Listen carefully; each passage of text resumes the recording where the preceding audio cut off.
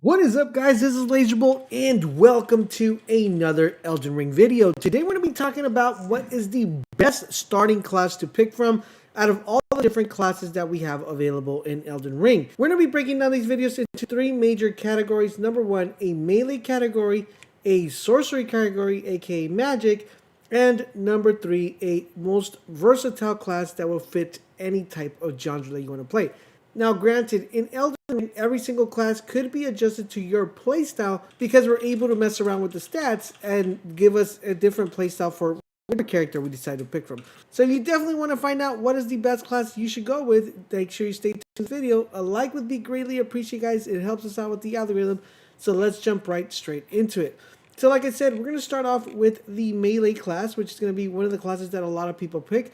Melee would include anything from being a tank, anything from wanting to play an assassin build, anything from wanting to play a ninja build. So almost everything's going to fall within that category. So let's go ahead and start off with the best melee classes currently in Elden Ring. We're going to start off with one of the characters you're going to be able to pick up, which is a hero. If you're simply a fan of, guys, just straight out all combat, going out ham with your sword and doing all that stuff, the hero class is the one you want to start with. The reason is because it comes with high vigor, strength, and endurance. Now, if you guys don't know exactly what those stats mean in general, I highly recommend you watch my stat video to get a better understanding where to spend the rest of the points when picking these skills. So this one comes with, like I said, really good strength, really good endurance, very good vigor, making it an excellent option for any new player or anyone who loves the whole straightforward option of Souls combat, which is just about getting down and dirty and mailing your way through the game. Not only with this class will you be able to take extra hits before being defeated, but you will also be able to deal a lot of damage because of the weapons that you will have in your arsenal. As long as they have that strength base attack, you will be doubling the damage that you do there. The only drawback with this particular character is that you're going to be a little bit slow and late to react to those attacks, but overall in general, this is the best class you could pick if you decide to go melee and want that soul experience. Now, your starting weapons for the hero is going to be a battle axe and a leathered shield. The next class we're going to be talking about is the warrior class. Now, the warrior class also falls within the melee category. It's just a little bit of different playstyle from the hero class, because one of the biggest stats in the warrior class is dexterity, and of course with dexterity we know that gives us faster movement. So the focus on the warrior class is more tiered focus towards speed than offensive power. However, since you have rapid attacks, you still will be doing the same amount of damage, just with more swings than you would with the hero class. So this is more for people who are actually looking for someone to play with that is fast and agile, but still want to be able to do enough damage. Now, you got to make sure you keep in mind that with that dexterity, you got to be quick on your feet, because if you get hit, you really won't have anything to protect yourself. Because remember, the hero class does come with a shield. This one does not come with a shield. So basically, this class is for those of you risk takers out there who want to go in there, slice them a dice, and then just dip as quickly as you possibly can, and rinse and repeat until the person comes out dead. The warrior class comes with two scimitars, so you're going to have those dual wielding weapons, so once again allowing you to be quick and fast and agile. The next class we're going to be talking about is the bandit class. This might be one of my favorite classes because it gives you a lot of really cool stuff within the game. If you want to play, this kind of Dark Souls game a little bit different. So the bandit class, has really well-rounded skills, really good in dexterity, really good in vigor. The one thing that it actually does really good in is arcane. Now, arcane is a very interesting stat because it's going to allow you guys to make sure you find all that really hidden loot that is found in the game. So if you want to 100% the game, or you want to find really good loot, this is definitely a really good class to pick, because he's going to be arcane to actually see where the loot is and making it really important. Another real cool thing about this character is that his resistance against instant death is actually pretty high. You won't be dying instantly when you get hit or you fall to your death or anything like that. Even though you'll be dying a lot in the game, it's going to prevent it just a tad bit. Now, one of the coolest things about this particular class is that you actually start off with a bow. Yes, you'll start off with a bow in your equipment slot, making it effective for long-range combat and stealth play. Now, it does come with a shield, so if you do get attacked, you have a shield to cover, but this shield comes with a caveat. It is actually one of the tiniest shields in the game, making it almost a must to have a perfect parry to block that incoming damage. So the starting equipment for this character is a knife, a short bow, a buckler, and a bow and arrow.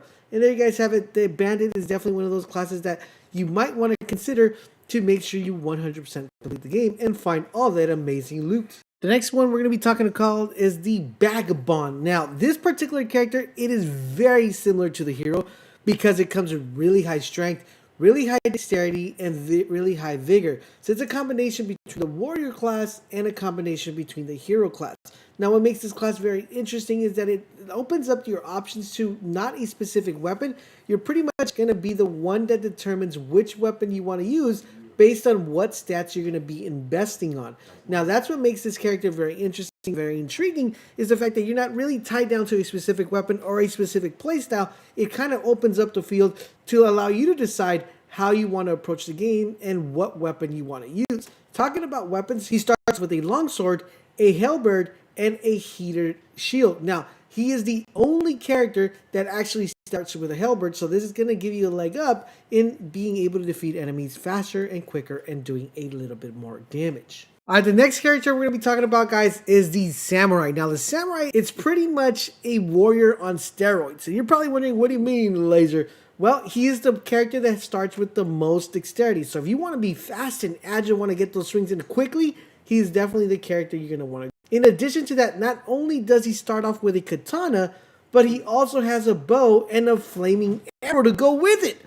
The Samurai focuses on speed and prefers to dodge incoming attacks to keep his enemies at a range. If you're a fan of being fast, flashy, versatile combat, then the Samurai is going to be the best bet for you guys. He starts off with the following equipment. He starts off with a longbow, red thorn, round shield, bone arrow, fire bone arrow, and a Yushi katana. So you're going to be doing a lot of damage, whether it be from range, up close, and you'll still be able to get away with it sneaky, icky. So those are the classes that go within the warrior class. Of course, we still got the magic class, and we have the best all-around class. But if I had to pick 3 from the warrior class, if you're like, Laser, that's a lot, which ones do you actually recommend? I would pick these 3. Hero, then I would pick the bandit, or the samurai. Those are the ones I would put in my category. Not in any particular category, but I think those are the 3 solid warrior classes that I feel are the best ones out of all of them. Now let's go and talk about, of course, everybody's favorite, magic. Alright, so we're going to start off with Prisoner. Now, Prisoner is a very interesting class because it's one of the best options for those who would just want to make sure they do all sorts of magic and sorcery with Elden Ring. It focuses on dexterity, so that means you're going to be fast and agile as well.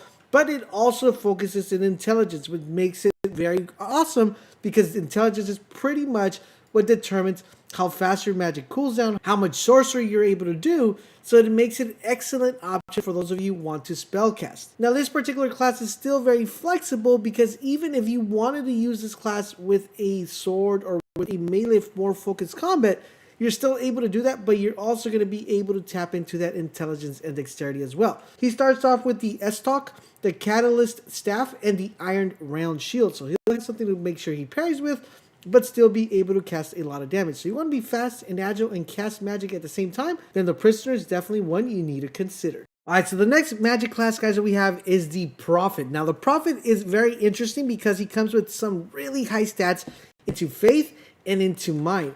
Now, the Prophet is surprisingly the best option for those who want to try out the transformation and healing magic. Now, for those of you who don't know what transformation is, the Prophet is the only one that kind of has access to the Elden Ring's Epic Dragon Transformation spell.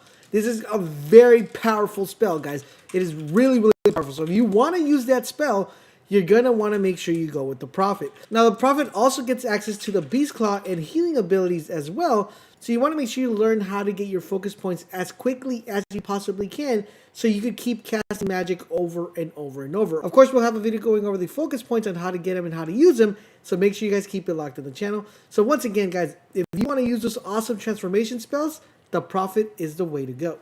The next class we have is the Astrologer. Now, the Astrologer, guys, is your ultimate magician, but he is like a glass cannon. You're going to be a little bit squishy, guys. You're not going to be able to have a lot of health, but the cool thing about him, guys, is that all this bad health that he has, he's able to make up with huge magic DPS. He is the one that's going to be hitting the hardest when it comes to magic. In addition to that, you'll be able to cast this magic spells from a distance. So you don't really have to get up close.